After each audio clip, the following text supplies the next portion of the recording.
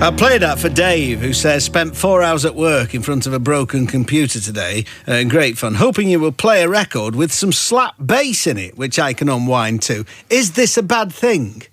It's a very bad thing. He says, unless it's level 42.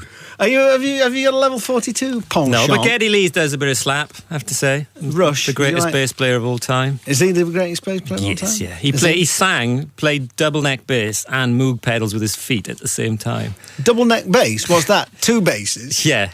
2 basses. It's hard to explain. I think one was 6 string and one was 4. Or one was 12. I don't know. 12-string bass? It was something weird. What madness is this? It was something weird. I struggle with 4. Can you tune yours yet? Because you famously told me you couldn't tune it for the first few years, could you? That's what I employ people for. Of course. Yeah. Right, anyway, those were the Smithereens, emphatically slap bass free. Do you remember that? I mean, I love that record. I do, yeah. It's actually, I think we might have ripped it off because it's one of our tracks called Epicenter, and it's exactly like the outro. Is it? Just remind you. This is Nicky from the Manics, in case you come halfway through and wonder who this person is who's supposed to pick. But anyway, Behind the Wall of Sleep by the Smithereens. They were from New Jersey, and that came from an album called Especially for You. Don't Even Think About It, from 1986. So we need something that follows on from that on the chain, okay? The Smithereens, Behind the Wall of Sleep. And if you can send your suggestions by chain mail to... chain mail. It's taken us very a while. slick. I know. Radcliffe.Maconie@bbc.co.uk. And the text is 88 to 91. And put your phone number on, please. How are you, Nick? I'm very good, actually. Yeah, surprisingly good for a 40-year-old fella. And surprisingly, well, I don't know surprisingly or not, but much better, Nick, than James currently. Yeah, I mean, he had a stinker of a cold, and we did this festival in the Czech Republic, and, you know, the old falsetto came out halfway through, which is always the sign, and he woke up the next day and he was gone, you know. Because he's in a bad way. He's in a bad, guilty way about it. I mean, he's got a full-blooded approach to singing, James, hasn't he? It always looks like he's going to burst a vein in his neck or the side of his head, doesn't it? He hasn't learned to relax on stage in terms of singing, but he just needs to be like that to get where he wants to go, you know, and it has been ravaged a bit over the years, but I'm sure he has offered to come up and do something very special or record a track down in Cardiff for you, you know. He's even offered to walk you from Wales. Anyway, so Nick is here. We'll talk about Postcards from a Young Man, the new Manics album, in the second hour of the programme. But he'll be joining me for this just in. After tomorrow night's co-host, the new single from Badly Drawn Boy.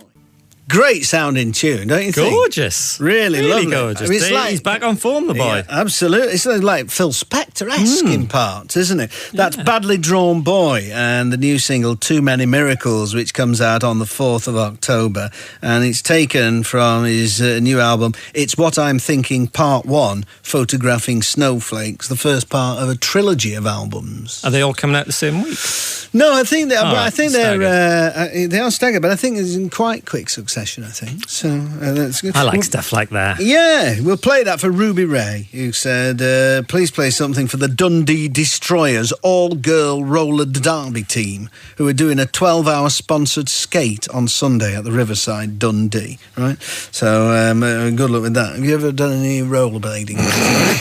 Went on a school trip once with, we did ice skating. James, someone fell over and James went over his arm and cut his arm.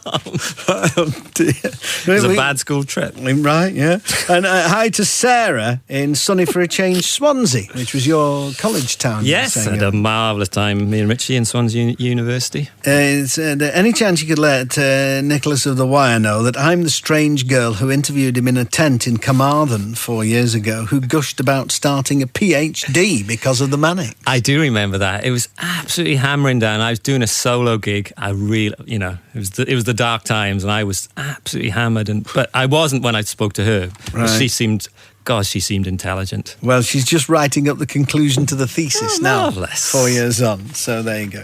Anyway, Badly Drawn Boy Damon will be here tomorrow, as Nick is tonight, delightfully. So we'll be talking lots more about that trilogy of albums. Keep your chain suggestions coming in from the Smithereens and Behind the Wall of Sleep. And here come the big music news stories of the day in This Just In. The touts, they are a-changing. Dylan gives internet sharks the subterranean homesick blues. The non-changing man. No peacock suit at the palace for Paul. Live and let dry. Why Macca won't drink and jive. And we should be so lucky. The night Kylie rocked the Ringer Bells boozer. So, venerable, vellum-skinned, Vincent Price-alike protest song pontiff Bob Dylan is refusing to sell advance tickets to an upcoming concert in a bid to tackle internet resellers and give fans an equal chance to catch him live. It's at the Warfield in San Francisco. Have you played there? Probably not. We have supported Bob Dylan in Croatia once, which was really good. Did you? Yeah. Could you tell we what blew songs him away? Blew him away or blew him off? Yes, right. Indeed. Some people say at Dylan concerts, I've not seen him for a long time, that it's very odd, difficult to tell what he's playing. Everything was in a different key. Excuse me. It was just he refused to have any lights on him. But having said that, was he playing that little piano over to one side? He was, but he was beguiling. It was like seeing something culturally very significant. Yeah, but anyway, tickets for this concert will be sold on the door. Fans will be permitted to line up at midday, but will only be allowed to buy one ticket each in cash. The scheme was established to prevent touts from purchasing large batches of tickets and selling them for an inflated cost online. It will also eliminate handling and processing fees. People do get miffed with these handling fees and things. Yeah, this sounds like a really nice old-fashioned idea, I don't know if you could do it over here, because health and safety would go insane, wouldn't they, about people turning up to buy a ticket on the door. Yeah. Because they just don't allow that kind of stuff as a rule. And also, you've got to be available from midday. Haven't you? What time's he on? If you're working, well, I presume it's not going to be 1:30, is it? No. I presume it's at night, so you've got to give the afternoon to. But it's taken never-ending tour to extremes. I mean, does it bug you and people, other bands that you know, that people can kind of now get these things and apply for them and flog them online immediately? I guess it should do. It should bother me. I mean, it's a real bugbear of Sean's. I know that. He finds it, it drives him nuts. He's always scouring to see all that, and I suppose it should bother me as well. Yeah. But I'm always thinking about other things. But people have always bought tickets and resold them, whichever. It's just now, easier, I suppose. Yes, I mean, in the old days, if a tout was outside your gig, it kind of felt like, God, this is going all right. We've arrived. Yeah, we've arrived. Yeah. The non-changing man, no peacock suit at the palace for Paul. Happy-go-lucky, hair highlighted, high priest of Fishtail Parker Pop, Paul Weller, once turned down a notable award from the Queen, branding the honour from the Royal Silly. The Jam frontman has revealed, it says here, the Jam frontman, not for quite some considerable time. 25 years. Although he's reunited with his... Mr. Foxton, Mr. Foxton, who was his bass playing was always a key part of that band, wasn't it? Yes. But he was going to be sort of saluted for his illustrious music career, but declined the offer.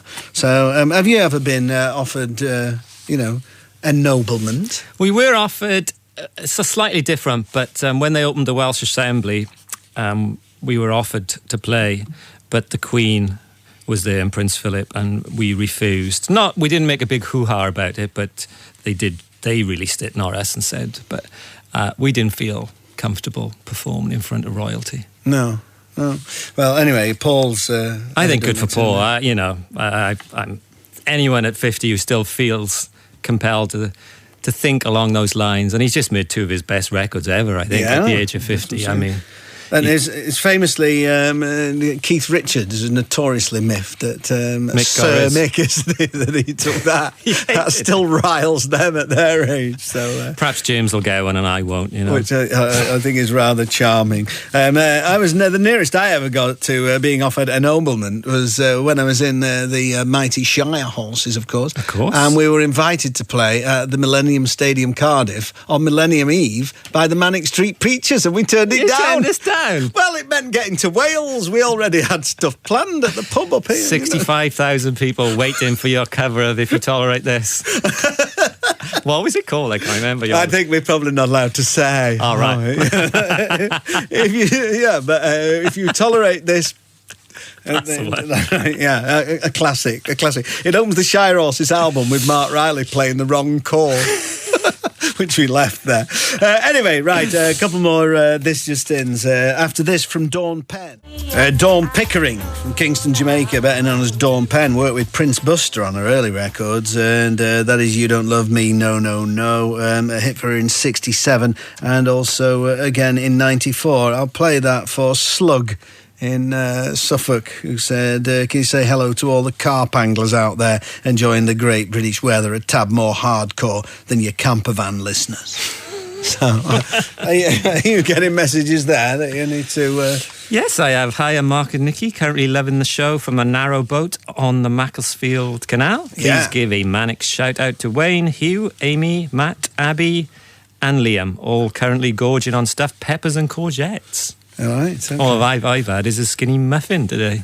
Is it? You're not feeding you while you're doing the rounds? No, I'm going to have a massive pile of room service when I finish this. There you go. All right. Fair enough then. Don't worry about the chain. We've got someone for that. So we'll get back to that shortly. But fishing off this just in. Live and Let Dry, Why Macca Won't Drink and Jive. Sinistral, non-sinister, chestnut rinsed, cheery rock and veggie sausage roller, Paul McCartney, refuses to drink water whilst rocking out on stage because he doesn't want to look unprofessional.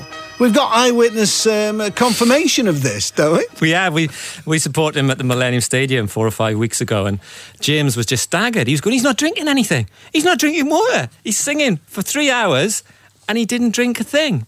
And he was amazing, I got to say. I mean, we played for 50 minutes. We were coming back off, limping, bad backs, knees. You've got a bad back and a bad knee, haven't you? But he's 68, and he played, and he was awesome. Right, but no drink at all. I do not know how he does that. I don't know how he does that. Yeah, but, he said that it harks back to his days in the Beatles, where presumably it was uncool. But presumably then the Beatles played for 20 minutes, I would think. I suppose all the amphetamines got him through it. Allegedly. He said in Hamburg. Yeah, I'm sure that, they were chemically fueled to some degree. He said, I don't know. I just wouldn't want to drink water when I'm home. That's brilliant. He says there is water available. I'm sure there is. There are taps in most venues, aren't there? But he said, I think it's the tradition I'm from. He says, I inhale Olbersoil and put a few drops in hot water and inhale the steam or gargle salt water backstage, and that helps me, but he doesn't drink anything on stage. We were ushered in to meet him backstage. I have to say, it was the most lush backstage I've ever been in. It was like an Egyptian boudoir. Everything smelled lovely, and he was so effervescent and so on it. You know, if I can get a 68 and be like that, I'd be well happy. It's not looking good. Don't drink water. Don't drink anything. Right, don't drink anything at all. And finally, We Should Be So Lucky, the night Kylie rocked the Ring of Bells boozer. Fun-sized, underdressed 40-something Melbourne minx and former Ramsey Street walker Kylie Minogue stunned drinkers when she played an acoustic gig in a Somerset boozer. Apparently someone from her record company goes in there. And she turned up. I'm having a look where this is. The Ring of Bells, it says in Somerset. I'm looking for something a bit more specific. Compton Martin. Sounds very nice. It sounds very nice, doesn't it? And she walked into this pub at 10:30 and stood in a tiny alcove and belted out 5 songs. Acoustic version of All the Lovers, as well as Locomotion and I Should Be So Lucky. Now you're talking. What a great night in the pub that is, eh? Amazing. So there you go. Have you ever done an impromptu surprise performance? In fact, Paul McCartney, when he was starting out with Wings, they used to tour in a van and just turn up. They played Manchester University just down the road. It's turn up and say... They did it on a double-decker bus. Did they? Yes. I mean... Did he go into the venues, or did he send Denny Lane in? I think he did, and just say, we're outside, can we play tonight, I think the nearest we've done to it, me and James used to busk in Cardiff a lot, and there is some good footage on James on YouTube at Joe Calzacchi's birthday party. doing karaoke to Design for Life, which is very raucous and very Welsh, I have to say. Jolly good. Right, okay, so we'll have the record of the week now from the Cribs. Have you heard this? It's very good. I've got really a soft spot for these boys. Yeah, with Johnny Marr in the ranks. Indeed, the jangling god. Yes, right. So, and then we'll drift back vaguely chainward. That's Sparks. Do you remember that? Never Turn Your Back on Mother Earth, 1974, propaganda. Them on Top of the Pops, looking really odd and bewildering, but good.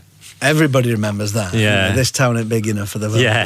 Right. Just people staring at you, with moustaches. Really unsettling. People staring at you with moustaches remains unsettling, doesn't it? Yes. Wherever you encounter it. Like Joey Barton. Yes.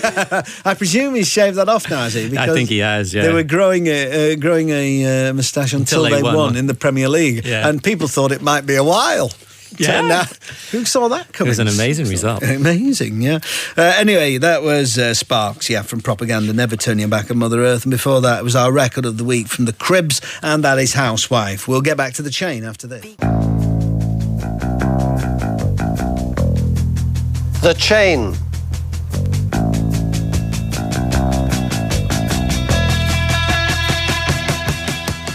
The chain, we go to Jeff in Bridgend. Hi, Jeff. Hi, Mark. How you doing? All right, thank you. Bridgend's presumably well known to you, Nicky, is it? It is, yeah. It produces a lot of good rugby players. A lot of good rugby players. Does it? He's not wrong. Are you one of them, Jeff? No, not at all. I was a footballer. I'm afraid my dad was from Manchester, so right. Brought up on football, I'm afraid, but keen watcher of the game, definitely. You were a fair footballer, Nicky, weren't you, in your day? Oh, I was. I wasn't bad at all. I was captain of the school in the district, and then all of a sudden I discovered Morrissey, put some daffodils in my back pocket, and it was all over. Yeah, you can't combine the two. No. Were you a central defender or centre forward? Because you've got height, of course, on your side. I'd like to think myself as something of a Franz Beckenbauer. Right, okay. Play anyway. Right. Jeff, do you still play? I hung up my boots a couple of seasons ago, but two of my lads are keen footballers, so I did the coaching thing and all the rest of it. So it's not playing anymore. No, all right. What do you do then? For my sins, I'm an architect. Right. I work in a practice in Port Talbot. Right, okay. What have you designed recently? I mean, have you had any inspirational projects, or is it all kind of Velux windows and extensions on utility rooms? We've doing today working on a church in Aberystwyth, which is for the Diocese of Menevia, which is an interesting one. What are you doing to that then? It's a new church. A new church. I beg your pardon. Yeah. Right. Oh, okay. Yeah. From the sublime to the ridiculous, as you can imagine, really. But, yeah. I like Aberystwyth. I've had many happy memories of Shire Horses gigs in Aberystwyth. It's a big old student town down there, big student population. I think there's a regional centre for the Welsh Assembly Government up there as well, which has a bit of a buzz about it. Right. Yeah, it was one of those gigs where we had to leave a day off the day after Aberystwyth. Aberystwyth and Bangor, you were always in big trouble. Right, okay, we'll have a tune from you. We had Behind the Wall of Sleep by the Smithereens. Yeah, not a massive intellectual leap, but I'm Only Sleeping from the Beatles, which is a cracker-off revolver. Right, okay. Just been talking about Paul McCartney, who doesn't drink at all during his shows. Extraordinary. Right, okay, Jeff, thanks for calling. Nice one. Take care, Mark. See you. Cheers Bye. now. Bye. And you blew him out. I did, indeed. Supposed to do an interview with him, and I had food poisoning the night before, and I'd done all my questions and everything, and I had to text him the next day and say, sorry, I can't make it. Anyway, I'm Only Sleeping by the Beatles from Revolver on the Chain. We need your suggestions to follow on from that, please, in the next hour, when we'll also be discussing the new Manics album with Nicky Y. So if you can send your suggestions, please, to radcliffe.maconie@bbc.co.uk and 88 and 91 on the text, and put a phone number on, please. Little crackles on the end. What do you think, Nick? I think it's genuinely unsettling, but really good. Yeah. I mean, really classy. Really, I think it is brilliant. I cannot stop listening to this album. Timber Timbre, they're called. That is Lay Down in the Tall Grass, and it comes out on the 20th of September. As I say, just 8 tracks, but they are all utterly arresting. I can recommend the album wholeheartedly. As I can, the new Manic Street Preachers record. What about that? That was almost a kind of professional link. Out the same date as those lot. There you go. All right, talking to Nicky about the new Manics album in the next hour of the programme. This is BBC Radio 2, online on digital and on 88 to 91 FM. That's the Supremes from 1970 with Stone Love, written by Frank Wilson, who we were talking about last night. Mary Wilson, Cindy Bird's song, Jean Terrell, was shortly after Diana Ross had left that. Good evening, this is Radcliffe without Maconie, but with Nicky Wire from the Manics, and we're going to be talking about the Manics' new album, Postcards from a Young Man, very shortly. We need your chain suggestions, please, following on from I'm Only Sleeping by the Beatles from the Revolver album. Send your suggestions through to radcliffe.maconie at bbc.co.uk, 88 to 91 on the text, and put a phone number on, please. You've got some requests that we should do, Nick? Yes, are they building up? There's one from Stella, I think. It's, hi, Mark and Nicky. Could you please say a big hello to our manic-obsessed colleague Gareth at Carshalton Library and tell him to hurry up and sort out the classics section? And please can you give a shout out to Dave and Sabon on their way to Gretna Green to get married. Oh, right. Which is very sweet. Right, yeah, congratulations.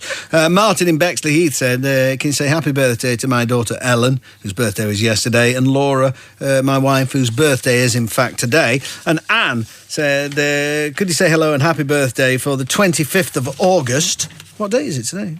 Oh, well, we could do that tomorrow, I suppose. On the 25th of August would be the conventional way. But, it says, anyway, she says, to my wonderful husband, Alex, he is the best husband in the world. I think you'll find that me and Nicky are right up there, Anne. I'm not so sure. We try. And also hi to Nick, Lou, Isabel and Lydia, who left rural southwest France this morning and are about an hour from home in Newcastle. And so, yeah, quite a long journey. And I like this from Audra in Lancaster. Say, hi, Mark and Nicky. Can you say hello to us girls? All sat listening to the show, collating the latest edition of our Smiths fanzine whilst drinking Vimto. That sounds like a good party to be at. Yeah. And here... The fanzine still exists? That's nice to know. Yeah, I think so. Claire Barker, who's on caravan holiday in Scotland, said, could you and all listeners help with a family argument, I wonder? We could probably start some. Said, I've noticed that sometimes cows all face the same way. And my husband Adi and son Harvey and daughter Beth think I must be imagining it. Has anyone else ever noticed this? Or indeed, can they see any same-facing cows now as they travel? And could you play some Shabba Ranks? This is sort of a random add-on, but anyway. So, I don't know. Do cows sometimes all... I mean, they do when they're walking, I presume. I kind of picture what, they're saying. Is it something like... I can never get that one right. If cows are lying down, it's going to rain, or it's not. It's going to rain because they want to keep their patch dry. Is that right? Yes. Is that right? Apparently. Oh, okay, then. Is that sort of indigenous Welsh hill country knowledge, then? Is that... I don't know. It's just something you passed on, isn't you? It's cool. Yeah.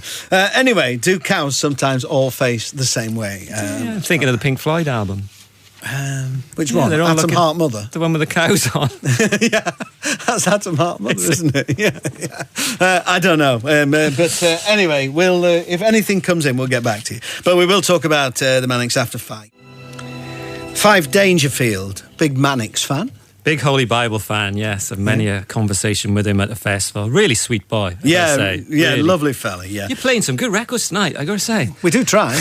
It's all going to stop now. It's going downhill. We're going to play something on. But anyway, that's Barricade, and it's out on the 6th of September. We'll have an advert, and then we'll have the new Manic single, and then talking about the album with Nicky. I could have got away with that. I didn't really mean to play that. I thought I was going to play an advert, and it was a jingle instead. Oh, right. So I could have bluffed my way through it, but I thought, best hold me hands. That is the majestic new single from the Manic Street Preachers, It's Not War, Just the End of Love, which opens the new album Postcards from a Young Man. Nicky Wire is here. In fact, Lewis has been on, said, and I wasn't going to ask you this question, he said, who was your biggest influence for the new album? But last night it was suggested by persons who shall remain nameless, that there was a bit of White Snake in there. Now, I absolutely refuted this on your behalf. There was a lot of classic rock references, I have to say that, but more your Queens, a bit of Bad Company, Blue Oyster Cult. Right, yeah. But we tried to mix that with the kind of orchestral sheen of Ocean Rain. Right, it's not an easy trick, but Yeah. Or indeed the orchestral sheen of Design for Life. Exactly. And Everything Must Go. Yeah, we did look at Everything Must Go. It is a lush sound. And I was listening to the album, and there's a track called All We Make Is Entertainment. And my ears picked up, and I haven't got a lyric sheet of it. So I was like, I got this wrong, sort of cribbing it down. Right. It seems to start by saying something like, I'm no longer preaching to the converted. That congregation has long ago deserted. Yes. Is that a declaration of intent that, that kind of, the stances we used to take, don't matter, we are entertainers and we're going for it, this lush sound and everything. Yeah, no, there is an element of the tagline for the album was kind of, one last shot of mass communication. And I think 10th album, 20 years in the band, we kind of thought we'd just throw everything at this. Yeah. Everything that's humanly left in us as our industry dies around us, that we just go for it. And we please ourselves with it. Whether it does that, who knows? But I think it'll either really connect with people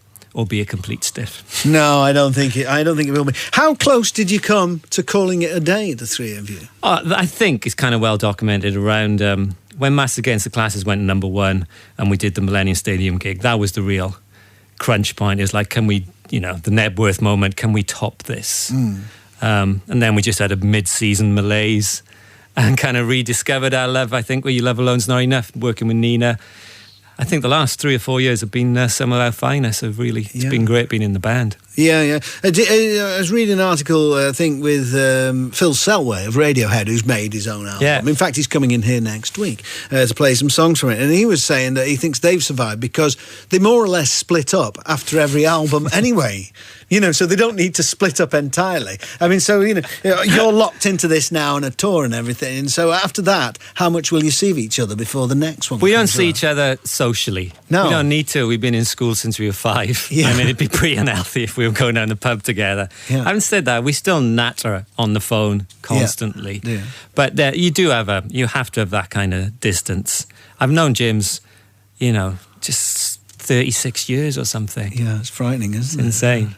I mean, and saying as well, listening to this album, it's a reminder, should such be needed, that he really can play the guitar. The boy, he, like I said, I'm so jealous of him. Many times I've told the story how I was thrashing away, having guitar lessons, and he just turned up and learned Exile on Main Street in a week. Yeah. At the age of 14 or 15, he'd never picked up a guitar before.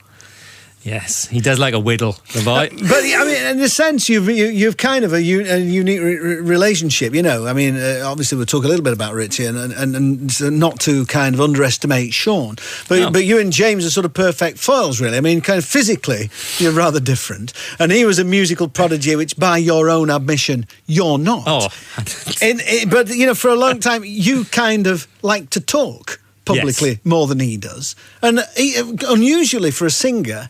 He's never written the words. No, very rarely. There's a track on this album, I think I found it, which are his words, which are really gorgeous. Ocean Spray. That's a big hit, I think. I found real. It. What do I know? But, wake up, with a hangover, listen to the Faces kind of feel. But it's right from the start, it was all about the division of labour with the band. As me and Richey thought we looked good and thought we could, talk a lot of sense. And James and Sean was obviously, he got his grade 8 in trumpet, he could read music. Some trumpet on this again, isn't there? Yeah. He's a lucky charm when he gets his trumpet out, it's always it takes a lot of doing. He doesn't want to do it, but it's beautiful when he does it. Is it on the track where you're singing that he plays? It covers up my vocals. Well, you like a sing, don't you? I mean, it's kind of it's a lower key vocal approach than James's, but I mean, so is most people's. Yeah, I mean, that track in particular, we wanted to sound like the June Brides played by the Rolling Stones. Right. So it's got that kind of indie fragility with James's muscular kind of guitar. You mentioned Ocean Rain, the Bunnyman album, and trying to emulate that. I mean, we're going to play a song, Some Kind of Nothingness, featuring Mac, featuring McCulloch of the Bunnymen. So were they always kind of a big influence? Well, I mean, the album is nostalgic. I can't pretend that it's the most, forward-thinking genre-breaking record ever made, and the musical touchstones of our youth. The first gig James, Sean and Richey ever went to was Echo and the Bunnymen at the Ocean Rain Tour. So to have Ian McCulloch in our own studio in Cardiff singing one of our songs 26 years later, was a pretty amazing experience. I think I always remember, wasn't it Chris Martin of Coldplay was a big fan as well. He was. Some of the vocals he did it in Ian's coat. Yeah. Didn't he? In My Place, I think it was, which is one of their better records. Really good record, that. Yeah. Love that one, yeah. Anyway, this is the Manics with Ian McCulloch from Postcards from a Young Man and Some Kind of Nothingness. You were enjoying it, weren't you? I really was. Sounds great, and yeah. I was thinking when I was listening to it, the choir is sort of almost gospel sounding, but it's all locally sourced produce. It is a very low carbon album. This, all the strings, all the choirs, and obviously in our own studio in Cardiff as well. It just shows what you can do. I mean, we should be able to do it on our 10th album, really. We should know what we're doing. Yeah, you should do by now. But it's nice to hear you kind of pointing out the little details and kind of enjoying it. Yeah, I mean, Ian McCulloch was kind of ad-libbing, and he started going sort of Never Stop or something along those lines, and we thought of the Bunnymen track Never Stop, and I just went up to him and said, could you kind of, do the old no, never stop? And he just went for it. He spent 3 hours just doing impressions of David Bowie and Stan Boardman. The holy two. Yeah, and many others. And he said to James, because usually, obviously, we have girls, to do duets with like Tracy Lords and Nina and Kylie and stuff. But he just went to James, don't worry about it. I'll be the boy, you be the girl. Is the recording process, because you know each other so well, is it enjoyable? Is it tortuous? Is it stressful? Do you fall out with each other? What happens if James is doing a sort of one of his blistering guitar solos or something in the studio? Do you sit through in the producer's chair in the other room and give him the thumbs up? How does it work? I think initially everything is just really easy and really enjoyable. The last 2 or 3 weeks of doing a record just becomes insanely tense because you're thinking, what have I done? What are we going to present to the world? Is it going to work? That track in particular, Some Kind of Nothingness, I wrote the music for that and the lyrics, and I did about 15 demos of it. I was grinding my teeth so hard in my sleep, I actually snapped one of my teeth out. Did you? So I got to wear a brace now to stop grinding in the night. So, yes, initially I think because the trust is there, it's always really great, but it does get tense in the end. When you're always sort of key to point out that you don't consider yourself a musician in the sense of James. So when you say you write the music, how do you do that? Do you write it on guitar? Do you sing it into a little tape recorder? Do you remember it? Do you kind of just improvise with your voice? How do you write a song? I think post the solo album, because I relearned to play rhythm guitar really acoustic wise, I just write everything on acoustic now, and I'll do a demo on my own.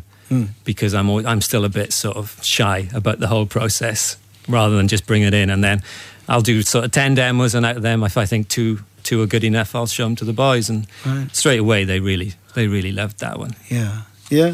Some questions coming in here. Charlotte from Pycombe near Brighton said, who is Nicky's bass playing influence? I do remember James Jameson's name being shouted out at a gig in Brighton. Yeah, no, he's amazing. I think along with obviously Paul Simonon, just the way he looked as well. Yeah. Duff McKagan, who also plays on the record, from Guns N' Roses. Is there any other guests on it? Because I haven't got the full details. Yeah, John Cale plays on Auto Intoxication as well. Does he? So he adds a slightly left field edge, but. And I really, although he couldn't play, I just loved the way he held it and looked. And that was Sid. People kind of mock Sid, but to me, he might not have played like Matlock, but he certainly looked a lot better.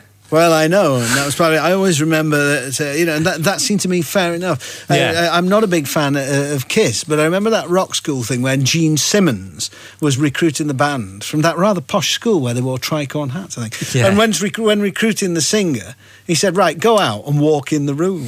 I want to see if you walk like a frontman." And I thought, that's fair enough. You've got to have a bit of a swagger, haven't you? You've got to have swagger to be a good bass player, I think. Right.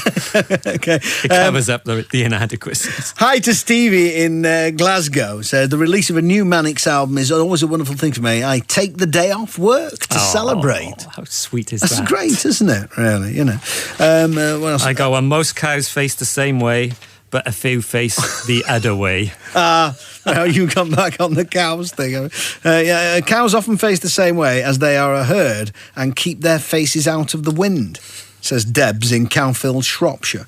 And cows, when they are going milking, all face the same way, standing at the gate. I said, I know that when they're going. We're building a consensus up here. Yeah. Can Nicky say hi to my brother Lewis, whose birthday it is tomorrow? He's Manics obsessed. Indeed. Hello, Lewis. And hi to Amy in Solihull, who she's going to see the Manics in Birmingham in October for her 18th birthday. Oh, lovely. Hope you have a good night out. Amy. Yeah. Okay.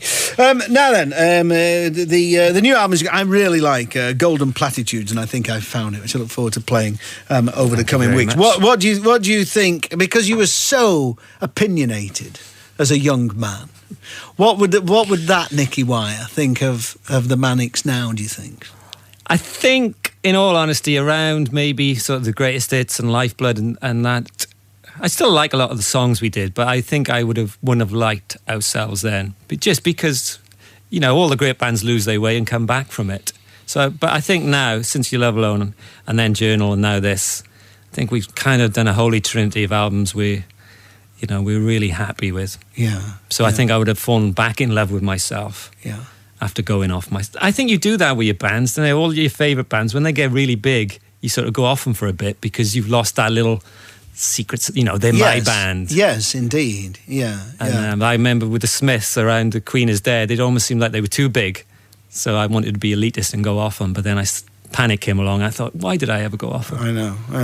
And I suppose, as you get older, you feel very, you know, most people I know, I mean, you're 10 years younger than me, you know, but I mean, you feel more comfortable in your own skin. It's kind of a wonderful place to be, really. It really is. So how do you look at the young, how are they looking the other way? How do you look at the young Nicky? Do you sort of go, oh, bless? Yeah, but you do feel, God almighty, how did I put up with him or put up with myself, the stuff I used to say and all that. I'm kind of glad we did it because you look at today's bands and, you know, there's not a lot going on. There's lots of good music out there, but there's not much opinion. No. It's just surprising.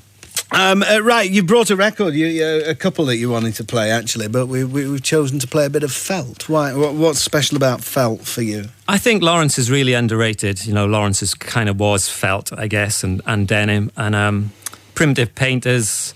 It's got Elizabeth Fraser on there, I think, from the Cocteau Twins, singing backing vocals. It's produced by Robin Guthrie of the Cocteaus, wasn't it? Yeah. And it's got this amazing, I just wish my life could be as strange as a conspiracy. I remember year and a half, 15, and I did a painting and used those lines in it and just opened all his titles like The Crumbling Antiseptic Beauty. Yeah. He was so wordy. I think Felt did 10 albums, I think, really Sunlight quickly. Bathed the Golden Glow. Yes. Yeah.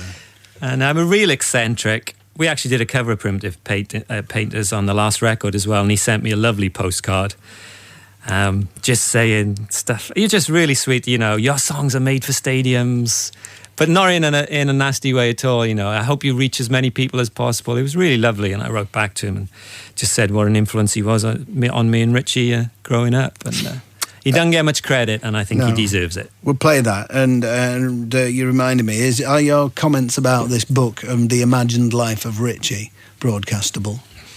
I just feel really... it's the presumption I can't handle. I mean, I think I knew him pretty well, Richey, but I'd never presumed to write a book about how well I did, and then to turn that into an act of fiction, you know, just find it slightly disturbing, really, and demeaning.